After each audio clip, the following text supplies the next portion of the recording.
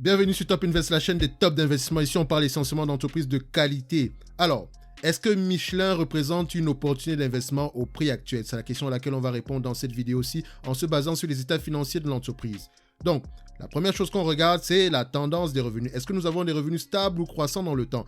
On a bien une croissance des revenus ici, donc avec une certaine stabilité depuis les années 2011, mais c'est tout à fait normal. C'est une compagnie qui est déjà mature en fait. Donc, la croissance est généralement liée à des acquisitions. Si vous regardez ici avec comme année base 2019, vous allez vous rendre compte qu'on a une croissance sur les 10 dernières années de 5% et une croissance sur les 5 dernières années de 4%. Donc, si on regarde avant 2019, donc en 2018, vous allez vous rendre compte que la croissance est plutôt de 2% sur les 10 dernières années et 1,7% sur les 5 dernières années.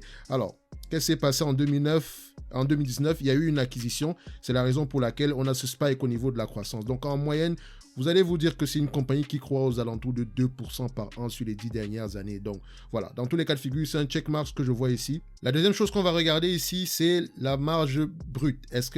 Quelle est la tendance de la marge brute ici? Donc, on a une stabilité des marges brutes. Parfois, on a des spikes ici. Mais dans tous les cas de figure, on reste aux alentours des 30%. L'essentiel, c'est de voir que la marge brute ici est stable dans le temps. Donc, on aime ce qu'on voit ici, c'est un checkmark. Au niveau de la marge EBITDA, est-ce qu'on a une stabilité, une croissance des marges? On remarque bien qu'on a une croissance des marges, d'accord? C'est un bon indicateur. Ce qui veut dire que la marge brute est stable. Les revenus sont à peu près croissants, mais la marge EBITDA augmente de plus en plus. Ce qui veut dire que l'entreprise est de plus en plus efficiente. Donc, un revenu supplémentaire va directement dans les profits, donc au niveau de la rentabilité de l'entreprise. Donc l'EBITDA, c'est pas le profit de l'entreprise, ça vous permet d'identifier la rentabilité de l'entreprise ici. Dans tous les cas de figure, on aime bien ce qu'on voit ici, c'est un checkmark. Maintenant, on va regarder la tendance de la dette. Est-ce qu'on a une dette nette sur EBITDA inférieure ou égale à 5? On a clairement une dette nette sur EBITDA ici inférieure à 5, donc c'est exactement ce qu'on recherche ici.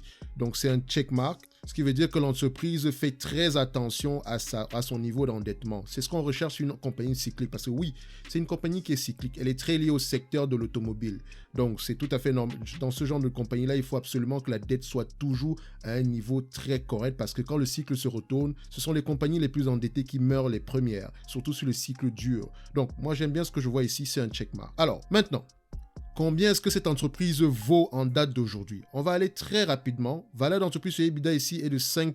Valeur d'entreprise ici sur EBITDA, la moyenne c'est 5,65. En date d'aujourd'hui, on est à 6,16. Donc, le prix en date d'aujourd'hui, on est aux alentours de 135 € l'action au prix actuel.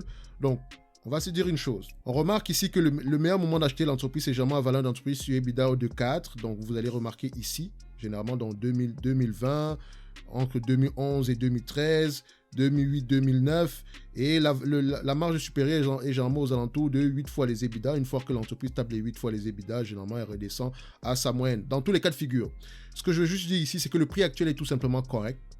L'entreprise n'est pas surévaluée.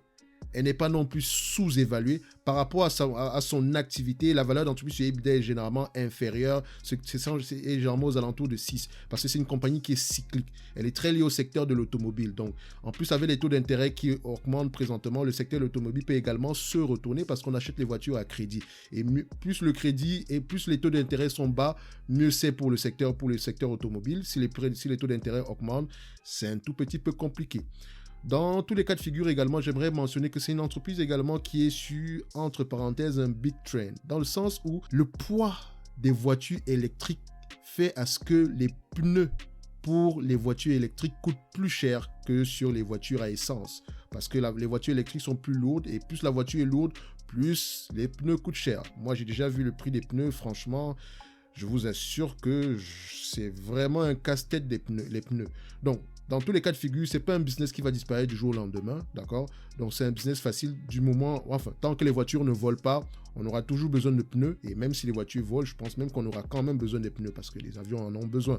Donc, c'est un bon business, facile à comprendre, qui s'échange présentement à des prix abordables.